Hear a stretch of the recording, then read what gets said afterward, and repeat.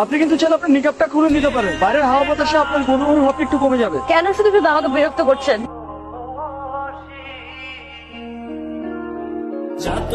আপনি কি কোনো প্রবলেমে পড়েছেন? আপনার কি কোনো সাহায্য দরকার? আপনি আবার আমাকে বিরক্ত করতে এসেছেন।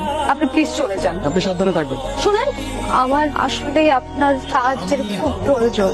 তো আপনি কোথায় যাবেন? আমি আসলে বাসা থেকে পালিয়ে এসেছি। তারা আমার বিয়ে ঠিক করেছে অন্য একটা জায়গায়, আমার অমতে। সেই জন্যই আমি পালিয়ে এসেছি।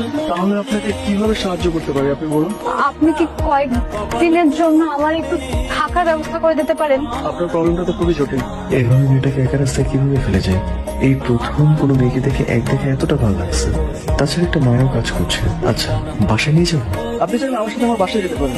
আমার বাসায় 2টা বেডরুম আছে, মাঝে মধ্যে মা গ্রাম থেকে আসলে আমার সাথে থাকে আর কি। এই মুহূর্তে আমার আর কোনো উপায়ও নেই। চলুন তাহলে। আপনি তো ব্যাচেলার, আপনি বিয়ে করলেন কবে?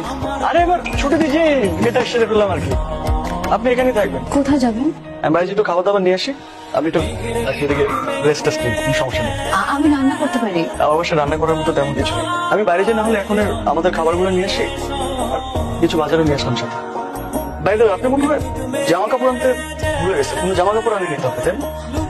আমি আসার সময় কোনো